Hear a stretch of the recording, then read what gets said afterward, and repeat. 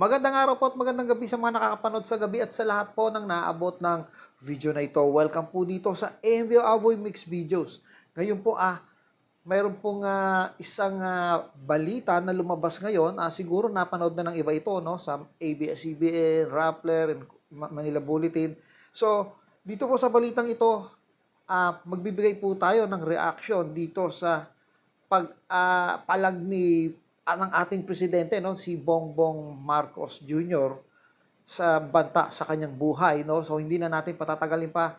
Ito po yung video na yon ng pagsasalita at pagpalag ni Marcos. Ito po. Kakabahala ang mga pahayag na narinig natin itong mga nakarang araw. Nandyan ang walang pakundangang pagmumura at ang pagbabanta ng planong ipapatay ang ilan sa atin. Kung ganun na lang kadali ang pagplano sa pagpatay ng isang presidente, paano pa kaya ang mga pangkaraniwan na mamamayan? Yung ganyang kriminal na pagtatangka ay hindi dapat pinapalampas. Yan ay aking papalagan. As a democratic country, we need to uphold the rule of law. Ako, bilang pinuno ng Executive Department at lahat ng mga nanunungkulan sa pamahalaan ay may sinumpaang tungkulin na tutupdin at pangangalagaan ang konstitusyon at ang ating mga batas. Kaya hindi tama ang pagpigil sa mga halal ng bayan sa paghahanap ng katotohanan. Hindi na sanang hahantong sa ganitong drama kung sasagutin lamang ang mga lehitimong katanungan sa Senado at sa House of Representatives. Ang katotohanan ay hindi dapat itokhang. Tapos na sana ang usapang ito kung tutuparin lamang ang sinumpaang panata na bilang lingkod bayan ay magsabi ng totoo at hindi hahadlangan. Imbis na diretsahang sagot, nililihis pa sa kwentong chicheria. Hangad ko na matuldukan na itong mga pangyayaring ito sa parang matiwasay at magdadala sa atin sa katotohanan. 12 taon din ako nanungkulan sa magkaparehong kamara ng Kongreso. Batid ko ang kapangyarihan iginawad sa kanila ng taong bayan at ng ating konstitusyon. Dahil dito, iginagalang ko ang kanilang gawain bilang isang independenteng sangay ng ating republika. Kahit ang buong executive branch, lahat ng mga ahensya ay hindi nakakaligtas at parating sumasailalim sa kanilang masusing pagsusuri. Bilang isang bansa, marami tayong mga paghamon na dapat harapin at mga suliraning dapat bigyan ng lunas. Sa kabila ng mga pambabatikos, nakatuon ang aking pansin sa pamamahala. Ngunit, hindi natin ikokompromiso ang rule of law. Kailangan manaig ang batas sa anumang sitwasyon, sino man ang tamaan. Kaya hindi ko hahayaan magtagumpay ang hangarin ng iba na hatakin ang buong bansa sa burak ng politika. Igalang natin ang proseso. Tuparin natin ang batas. Alalahanin natin ang mandato na pinagkatiwala sa atin ng milyon-milyon na Pilipino. Magtrabaho po tayo sa ikauunlad ng Republika ng Pilipinas at para matamo ang bagong Pilipinas.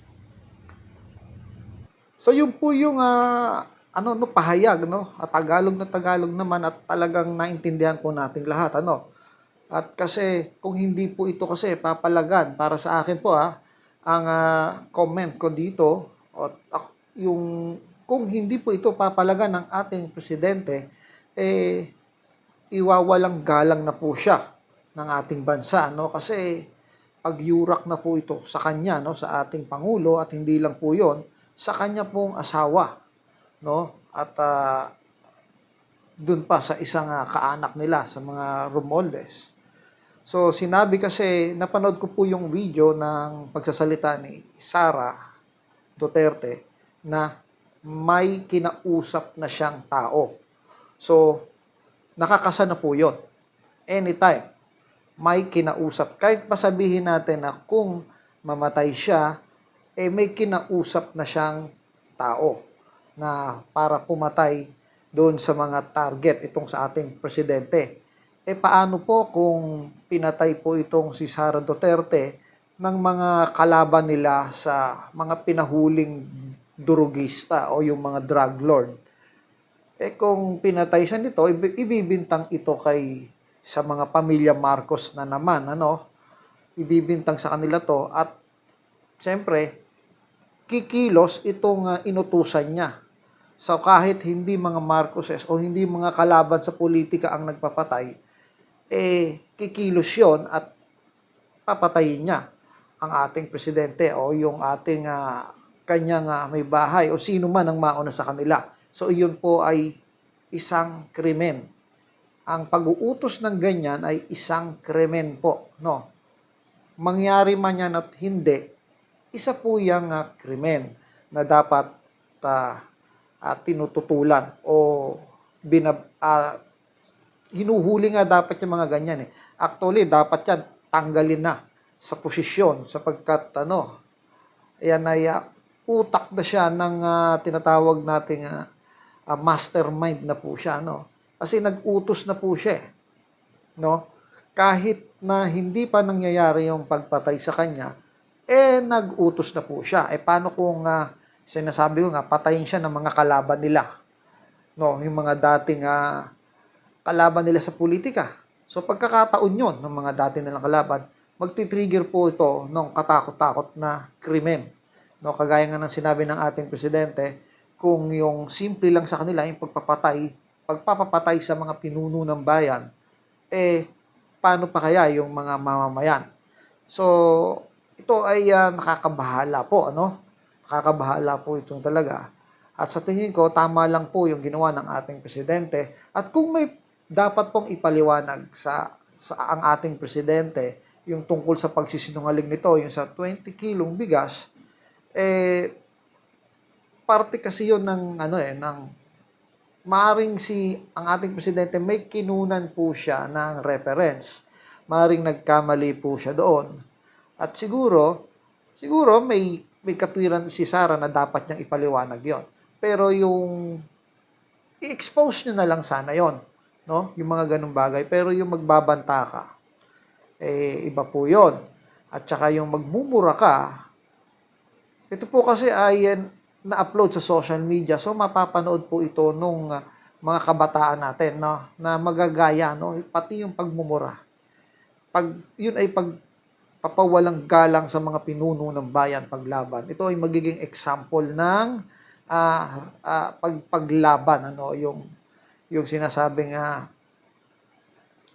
ayaw po kasi ng Panginoon yung ganun nung lumalabang ka sa gobyerno.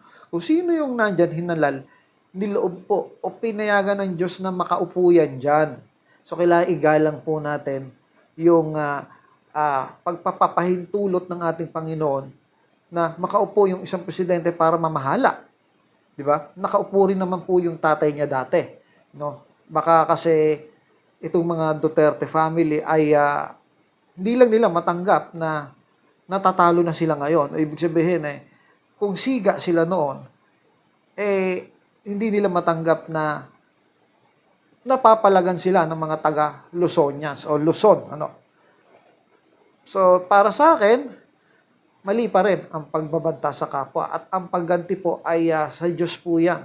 Diyos po ang bahalang gumanti sa mga sino man na nakakaaragabyado sa ating mga hindi makalaban. Kaya ipanalangin na lang po natin yung mga ganyan at alalahanin natin ang buhay po natin may limitasyon. Lahat po tayo, mapamayaman, mapamahirap.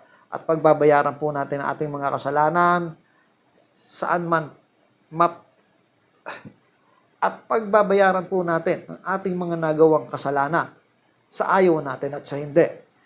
One thing lang, ang buhay ng tao, kaya po nagkaroon ng kamatayan, ay para hindi ka mapaapi ng habang buhay. Hindi ka makagawa ng kasalanan ng habang buhay. Alalahanin niyo po, nasa 100 na lang ang buhay ng tao. O 130, sabihin na natin, pinakaswerte ka na, 130, pero wala ka na halos kapangyarihan nun. O sa madaling salita, tumatakbo na lang ito sa 80 to 90. Yan na lang po ang halos buhay ng tao ngayon. So, hanggang sa muli po, maraming salamat po.